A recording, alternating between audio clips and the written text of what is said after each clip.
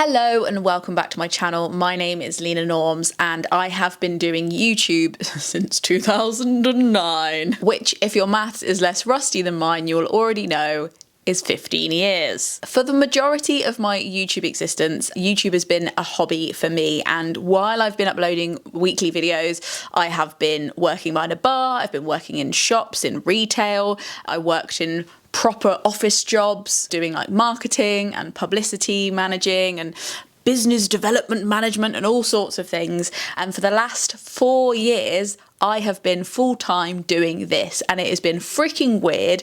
It's been absolutely lovely. I really genuinely love my job. I have no idea how long it will last, but I do think there's something really interesting about the creator economy and how it compares to the rest of the world's different working conditions. Some of them very good, and some of them a little bit sweaty. So today I wondered if you'd allow me to be incredibly meta and talk about the status of being an online creator whilst literally doing my job as an online creator. Now, I read this article, that was my first mistake. Stop reading articles, Lena. It makes you overthink, and then you ruminate, and then you make weird videos that are kind of off topic. Here we are. I read this article called TikTok Killed the Follower. Now Washington is trying to kill TikTok. And this was published in April, so it's probably a little bit out of date, but it's all about how TikTok is trying to build a platform that maximizes attention and profit, and as a unexpected but to them unimportant side effect, we're finding that the creator economy is becoming more and more volatile. Now, somewhat hilariously, somebody who is less chronically online than me, or maybe potentially somebody older who hasn't grown up with the internet in the same way, might say, well, Lena, that doesn't really affect you, does it? Because you don't have TikTok. And I would say, yeah, that would make sense in a sane world, but you can't use logic with people who aren't using logic. Things that happen on TikTok absolutely affect my job, even if I don't use it as a platform, even if my audience don't use it as a platform. The effect of TikTok on the social media world has really changed the landscape of how we are paid, and it's also definitely changed my relationship with YouTube, and actually some of the ways I'm feeling quite grateful for having YouTube as my main platform. For example, Instagram puts loads of adverts on my feed, and I'm sure it does on yours as well, and I create content for that platform that garners thousands and sometimes hundreds of thousands of views, but Instagram gives me nada, nothing, no dice. YouTube, on the other hand, from any revenue they make from my videos, they give me, I think, 55% of everything that they make. And while that still sounds like a lot to you, I think that as they are the people organizing the platform, placing the ads, doing all of the back end stuff. Like, I don't own a website that can retain video and then stream it out to millions of people. Because they do that part of the work, I see that as incredibly fair and actually very favourable compared to all other platforms at the moment. TikTok have another weird way of paying creators that is also incredibly unfair in lots of ways, but is changing so often that I daren't make a solid statement about it here. So I'll leave the links to some really helpful videos. Hank Green has made a few videos on how their creator revenue stream works, but safe to say, the labour is labouring, but the salaries are not salarying. And these might sound like champagne problems to you if you don't work in the creator space, but I do think that while in loads of ways people like me who work as creators are incredibly lucky, a lot of us, sometimes me included and sometimes me not included, because me also having worked for a long time in other jobs and me living in a much cheaper part of the country than a lot of creators, the creators that you see on your screens who have like maybe 10,000 or 100,000 views on a video are actually living much more financially volatile lives and much more comparable to the rest of the way the world works than some people might imagine. Now, I do think we overstep when we think about being an online creator as a particularly volatile industry. As somebody who worked in offices where people were gone like that overnight, made redundant, disappeared, I don't think that that is particular to being a creator. And while there is sometimes more due process in a workplace, like you can't just get cancelled in a workplace, so there is like a due process, and they can't just change the terms of your employment overnight. They can change it within 3 months in the UK at least. So I think that while there is like a volatility to being a creator online. It's useful to talk about, I think, because it relates and intersects and overlaps with so many other industries that can be very, very unpredictable. So while this article thinks that it is TikTok that is killing their followers, the idea of a follower, and therefore the creator, I want to talk about 3 other things that I think are really affecting creators right now. And while we are powerless, watchers and makers alike, I think there are some things that we can do and think about when we think about our relationship to this weird platform. By the way, they're saying TikTok killed the follower because, like, the way the algorithm works on TikTok, it's more geared towards just serving people content rather than serving you the content that you're subscribed to and that you follow, which is also has been historically a problem on YouTube as well, but it's been exacerbated by TikTok in that you can get a viral video, but it's very hard to find those same viewers again when you upload the next video, and therefore crushing the idea of having a following or building a community around your content, all the things that you want to talk about, all the little mini video essays or thoughts that you have, and much more about what TikTok decides people should be looking at for the maximum amount of income. So what are these 3 problems? Well, the first one is platform shifts. The tectonic plates under which we move as creators is constantly shifting. If you have an industry that is like that as well, I'd love to hear in the comments like the comparisons between this and your industry. But here in weird creator land, there are no contracts. There are only constantly morphing terms of service. This has been in the news recently because Patreon are changing their terms of service, mainly because of Apple, the Apple Store, who are throwing fees here, there and everywhere, and also literally changing the way other platforms are run and holding them at ransom to be like, we will literally chuck you off our platform if you don't change your business model in this way. When I got an email saying that one of my main revenue platforms was going to change its terms of service, it scared the living daylights out of me. I'm not gonna lie. If you're in the Gumption Club, I think the way we run the Gumption Club might change, but like not for a long time, probably next year. Patreon are being really good at managing it, and honestly, I think you're gonna get a better deal overall. But suffice to say, in this industry, you can just get an email and be like, actually, we're cutting this feature, all your plans for the next year are changing, or you don't even get an email, you don't even get a notification. The algorithm just stops showing your videos to people. That's happened to a lot of people that I know. Their videos have just literally been buried, and therefore their audience stopped growing, and because of the churn of audiences, it just means that their careers become stagnant or they have to pivot into a completely different industry. There's also just the tools that we use that are constantly changing. I don't even want to talk about X. That is an actual hellscape right now. I'm really glad that none of my business or strategy or like creative plans have been based on that platform, because wow, it is on fire. But another example is Facebook. I run a lot of my online community outside of YouTube and Instagram on Facebook for the Gumption Club. I have like a closed group that's just for patrons, and it's been running so amazingly and smoothly and effectively for the past 7 years. And it's only in the last couple of years that Facebook has become incredibly hard to run a community around. Even as the admin of the group, my posts are only shown to a couple of hundred people in the group versus the thousands of people that are in there. It's incredibly hard to make the group function like a forum, which was the general promise of Facebook groups in the first place. And recently we've actually made the move to shift the focus of where our community is to Discord, which was like a massive mindfuck and like very, very hard to orchestrate. Basically because I realized that any posts about Palestine were being completely pushed. Like nobody was seeing them. They weren't even being served to me. They were incredibly hard to find. Even as the admin of the group, they were hard to see.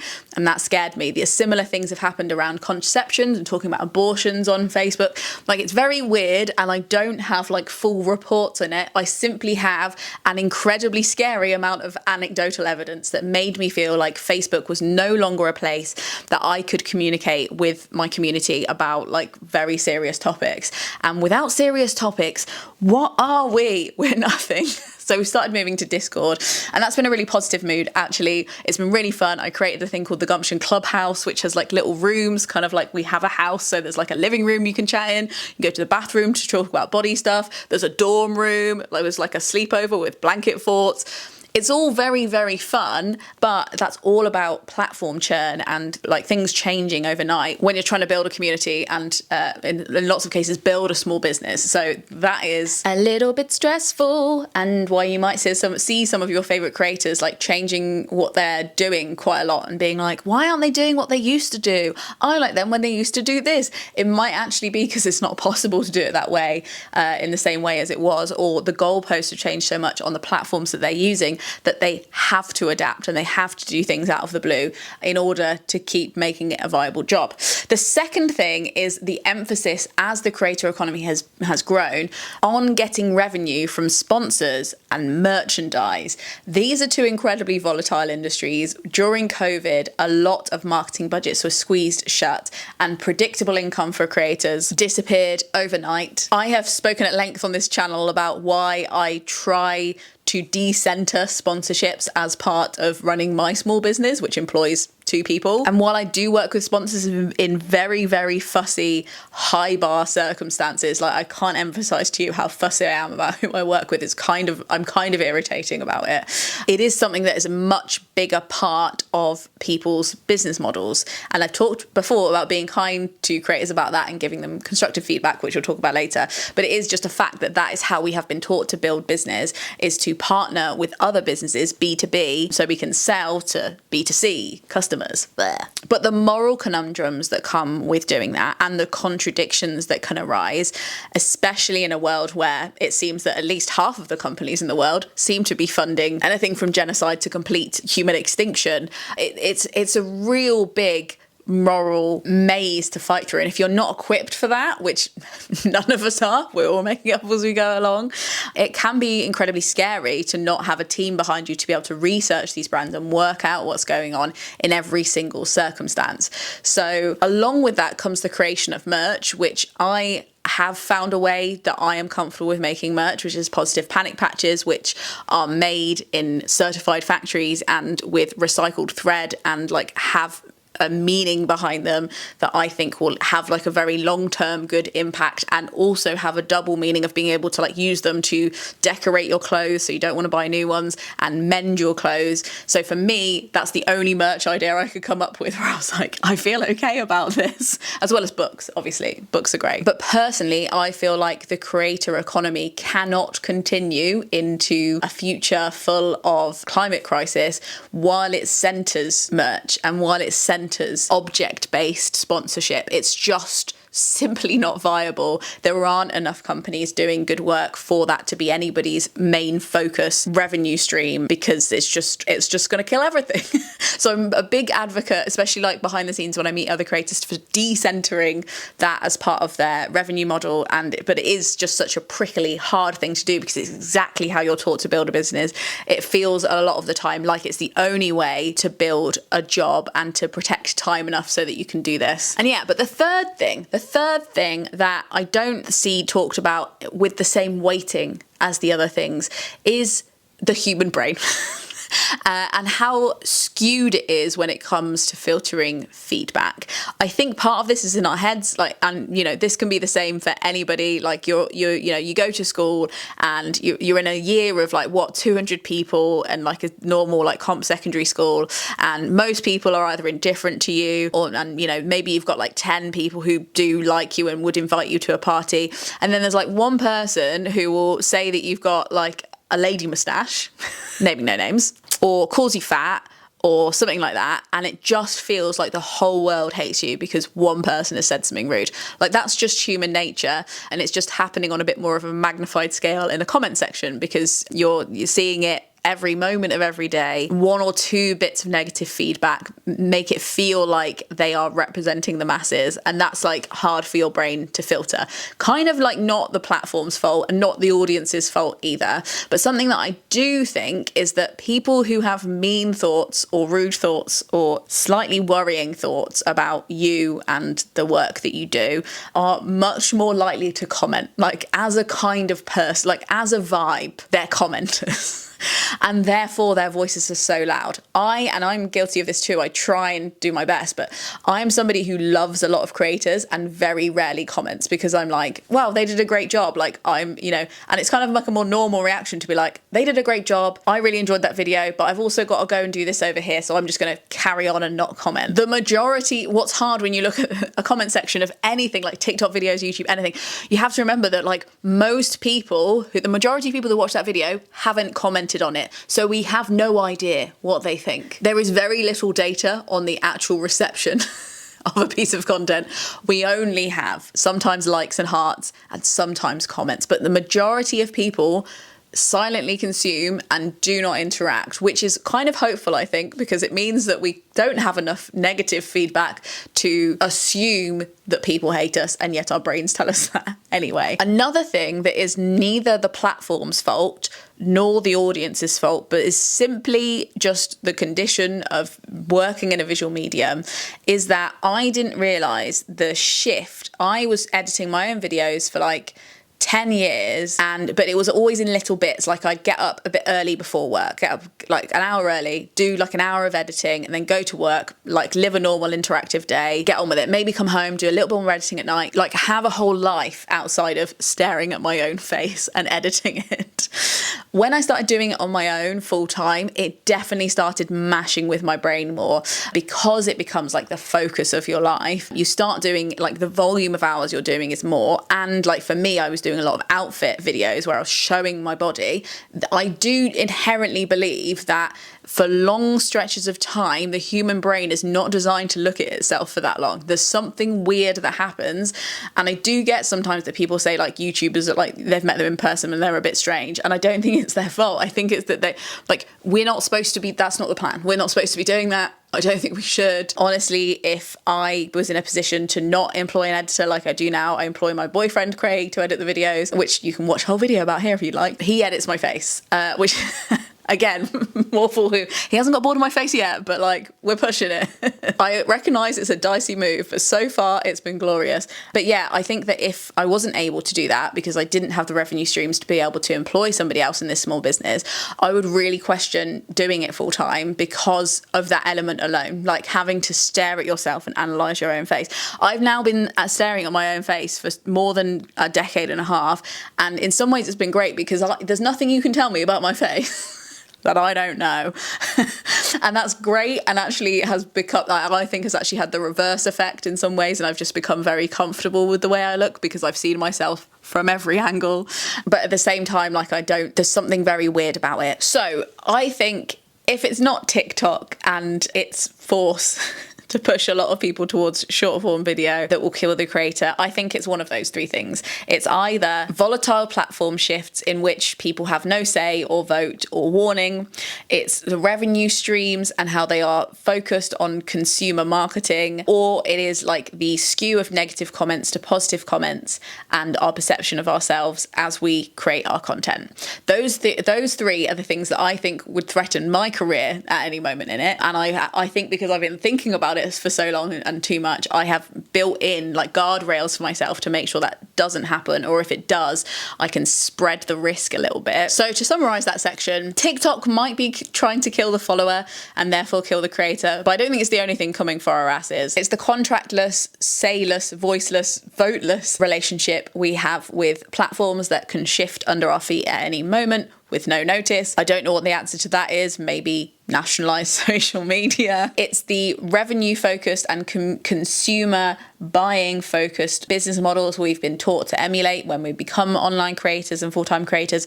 And three, it's the skew of negative feedback to positive feedback that I think is killing us emotionally. On the positive note, what can we do about it? I've come up with 3 solutions because 3 is the magic number. There are probably more, but I like to keep things tidy and come up with 3. The first one is, if you have a negative opinion or worry about a creator that you follow and watch, approach giving them feedback with the previous 3 points in mind, the things that they might feel are threatening their income streams, and you don't know how economically volatile they are behind the scenes. Nobody wants to talk about their financial situations or where they came from on the internet, and I don't think they should have to. I think that everybody deserves a fair wage, and that includes all the stuff that you don't get with being a freelancer freelancer, which includes being a YouTuber or an Instagrammer or a TikToker, which is sick leave, maternity leave, income insurance, HR support. I could go on, but I do think that if you're ever a freelancer, you do need to earn more than you would do in a traditional PAYE job because of what I've mentioned. Like, there is like an extra invisible buffer of money that a company spends on an employee and nobody is spending that on you. So you need to somebody needs to save for that. I think just like we often encourage, I'm saying we, I don't know, like I think we are encouraging people to, like, we mock the middle class, like we laugh at the idea of being middle class, at least we do in Britain. Like, it's something that we don't treat with nuance, when really, like, the reality is that the income and the power of a middle class person versus like a billionaire or like a CEO or an MP is just like astronomical. It's not like the big people, the medium people, the small people. It's like middle class people, working class people, fucking overlords who are fucking everybody up and want us to all blame each other.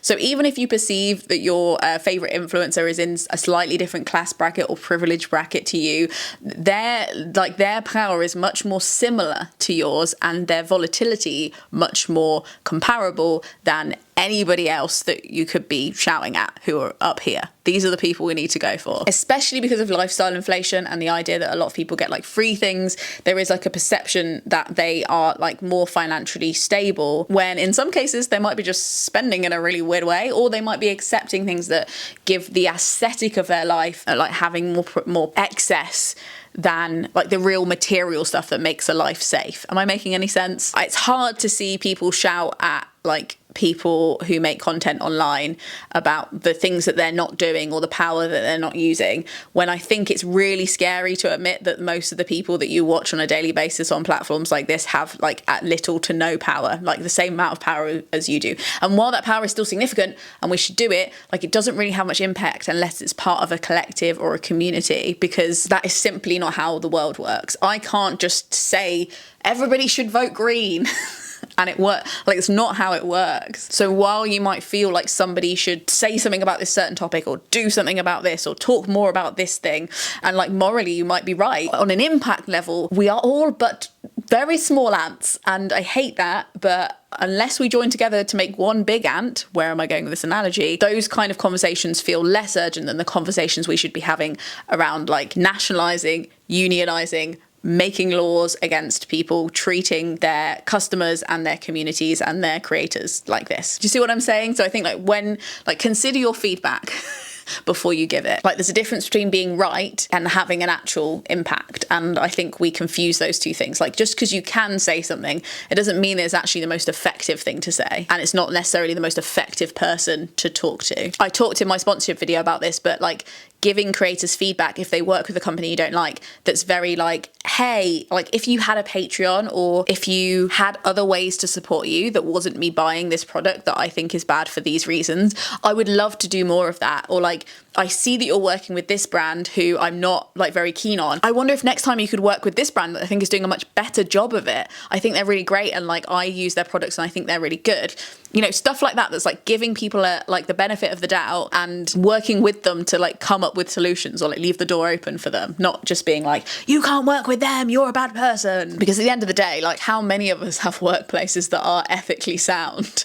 I certainly didn't have very many before I did this job, and I continue to not have them all the time. They're not perfect. Secondly, and this is me included, I need to do this more for the creators that I watch, show your support more effectively. For most people, we see something, and if we've got the time and we're feeling really passionate on that day, we might leave a comment, but most of the time we don't say anything because we're doing other things. Like, we're on Instagram while we're on the toilet, we're watching a YouTube video whilst also washing up. Like, we can't, like, it doesn't always come easily in the way that people who leave horrific, threatening and rude hate comments seemingly have an endless amount of time to leave them.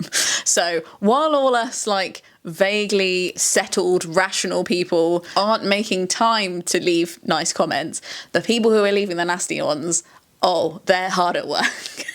So whether you want to show support for your favorite creators, like think of the ones that like if they quit you'd be really sad about. I know there's loads of people we passively watch and that's totally fine, and I think a view is support enough. But for the people that you're like, if they made a video or like an Instagram being like, I'm actually leaving, I'm disappearing, I've got to go and get a different job, or like I'm not doing this anymore, it's too hard on my mental health, and you'd be like, you'd think about it for days, you'd be like, oh, I'm really going to miss their content. Those are the people that now are the people that you can be like, right, how do I support them? Do I just like send them nicer messages? Like if there's a video that they make that doesn't have much interaction, make sure I just give it a little bit of interaction. Maybe they do have a Patreon or a membership thing that I can be part of, even if it's just like a couple of pounds, like something that I'm like, because I have received this for free, I'm willing to do this as well. There's also like being on YouTube Premium, which I'm very evangelical about because it means that I don't see ads for any of the crap that I don't want to buy and doesn't mash my brain up. And it also means that per view, you're giving more to all the creators you watch. So if you don't want to just like pick one or two creators to give a little bit of money to, paying for something like YouTube Premium, where like for every view that I get with somebody who has a YouTube Premium subscription, I get like way more money than somebody who's just like watching the ads. So that's also an option as well. However, I feel like I've been putting this all on you and like me as a viewer. And I think we should also talk about what creators can do. And one of the biggest things that has been really good for me is meeting some people who watch my videos and are kind to me in person. Not so that I can feel like super famous and like be like, ha ha ha, let me sign your boobs. But more like just like that like there are real people that watch what I do. I'm not just like putting it into the ether and it goes away, and they are interacting with it. Whether that's, I'm not asking them to be like, your videos changed my life, I would not be the same with that. I don't need that kind of interaction, although that, you know, it's nice to hear if people want to say it, but more the whole like, I watched your video and it made me think about this, and like having a dialogue, because at the end of the day, I think that social media is best as a dialogue, and that's why I turn up every week. I don't see it as like an artistic form that I have to go away for months and like think about and ruminate on and then like create this piece, and I'm not that annoyed like most of the time when the goalposts are changed a little bit around like what works. Like it's okay for me that I'm like, okay, videos have to be longer now because that's what YouTube wants, okay fine, or like they also want some short form video, okay fine. Like those constraints to a certain extent are like part of like creating. Like everybody has constraints on what they can create, and I think that's fine. But the reason that I like turning up every week is because I like to be in dialogue with you, and I like to see the comments and react to what you're saying and make another video that like ties into the other one. Like this video will tie into at least 6 other videos on my channel, and yet my views on it will have evolved half because of the things that you have said to me in response to what I've said. Am I making any sense? It's a conversation, and the more we can do that in person, or at least have more one-to-one interactions online rather than it being like a you and us proscenium arch affair, I think it's better for creators' brains and their mental health to do that, and also just to like see themselves not as a star or part of like a horrific toxic celebrity culture, but more as somebody who is starting a thought process, setting a tone for a conversation, bringing in the kinds of people who might benefit from a conversation like that, and like facilitating it. And I know that I sound like a pie in the sky, like hippie annoying person sometimes when I go onto my little rants, but I do genuinely believe that that is the way we protect ourselves from doom. To some extent, our careers in our lives make sense, not just as creators, but as anyone. Like understanding why we do the job we do beyond its monetary value, even if it's not like our dream, you know, it doesn't have to be like your vocation and you like, but if you understand like which parts of it function for you well, and why they fit into other people's lives, and why they change or benefit other people's lives, or why at least they like have some kind of impact, then we can make more sense, because we can't just like overhaul say that 3 times, overhaul the whole system overnight. We do have to some extent push the boundaries, try and change stuff, but also just like learn to live within it so that we preserve our sanity and our sense of self. So I think that part of that is, am I making any sense? I think I should shut up. You know, when you get to the point where you're like, I think that I have said, I've gone off, I'm over there now, come back, read it in.